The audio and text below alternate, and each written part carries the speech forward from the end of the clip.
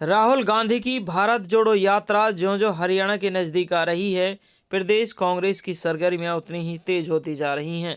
इसी क्रम में आज प्रदेश अध्यक्ष चौधरी उदयभान व सांसद दीपेंद्र हुड्डा फिरोजपुर झिरका के विधायक मामन खान इंजीनियर के कार्यालय पर कार्यकर्ताओं और नेताओं की बैठक लेकर तैयारियों का जायजा लिया और आवश्यक दिशा निर्देश दिए गए।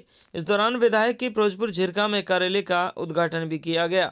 इस बैठक में बड़ी संख्या में पहुंचे कार्यकर्ताओं को देखकर दीपेंद्र हुड्डा ने कहा कि कार्यकर्ताओं के उत्साह से स्पष्ट हो गया है कि हरियाणा में भारत जोड़ो यात्रा ऐतिहासिक होगी।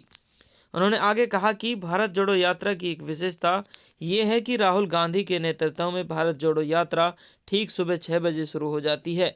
उन्होंने कार्यकर्ताओं से अनुरोध किया कि कम से कम सुबह 5 बजे उठकर वे अपने दैनिक कार्यों से निवृत्त हो जाएं और 6 बजे से पहले ही यात्रा के लिए निर्धारित स्थान पर पहुंच जाएं। दीपेंद्र हुड्डा ने बताया कि प्रथम चरण में 21 दिसंबर को हरियाणा आ रही भारत जोड़ो यात्रा की सफलता के लिए युद्ध स्तर पर तैयारियां चल रही हैं। कांग्रेस ने इसमें अपनी पूरी ताकत झोंक दी है। दीपेंद्र हुड्डा ने कहा कि भारत जोड़ो यात्रा का मकसद है कि बेरोजगार रोजगार से जुड़े, गरीब आर्थिक समृद्धि से जुड़े, जात धर्म के भेद भूलकर हर भारतीय आपस में जुड़े। इस सच्ची भावना और सच्ची आत्मा के साथ भारत जोड़ो यात्रा जैसी तपस्या का निर्णय राहुल गांधी ने लिया है। उनकी इस तपस्या में हम साथ देंगे और पूरा हरियाणा राहुल गांधी का साथ देगा।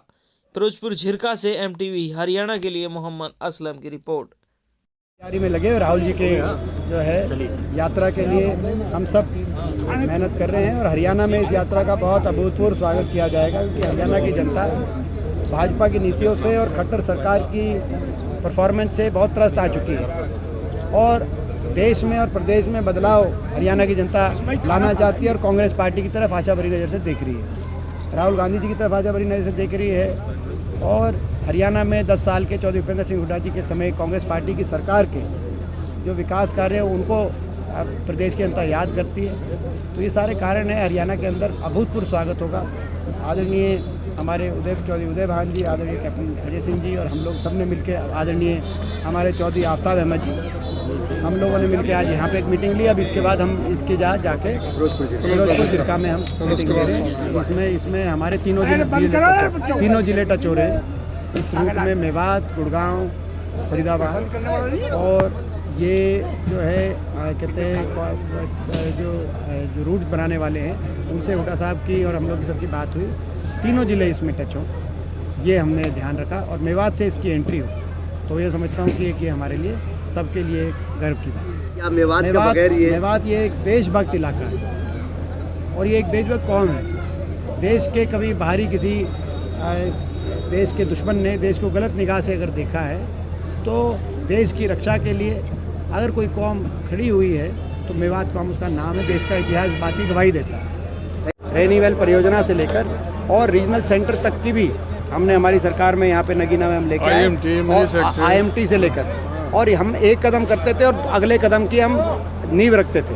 ये प्रोजेक्ट ऐसा नहीं कि ये रहे हैं, ये वो प्रोजेक्ट है या मांग थी। इन प्रोजेक्ट्स को हमने जब मेडिकल कॉलेज बनाया तो हमने कहा रीजनल सेंटर लाएंगे मेवात में और यूनिवर्सिटी बनाएंगे आने वाले समय में। तो एक एक कदम बढ़ के हम चल रहे थे, लेकिन वो विकास का पहिया वहीं रुक गया जहाँ जब सरकार बदली। और बीजेपी सरकार में मेवात में एक ईंट भी नहीं लगी विकास की, कोई एक परियोजना नहीं आई 8 साल में। जो हमारे समय के मंजूरशुदा प्रोजेक्ट है, ये रेल की लाइन हमारी मंजूरशुदा प्रोजेक्ट है, हमने केंद्र सरकार से मंजूर कराया उस समय। ये 4 लेन की सड़क, ये हमारे समय का प्रस्तावित प्रोजेक्ट है मंजूरशुदा। ये जो हमारी रीजनल सेंटर नगीना में, ये हमारे समय का मंजूरशुदा प्रोजेक्ट है। तो ना मंजूरशुदा प्रोजेक्ट ही नहीं करें, नए प्रोजेक्ट की दूसरी बात है। तो हम अपने ना सिर्फ सरकार के जो मंजूरशुदा प्रोजेक्ट रुके हुए हैं उनको पूरा कराएंगे, मगर और भी आगे लेके जाएंगे। अच्छा, एक छोटा सा सवाल।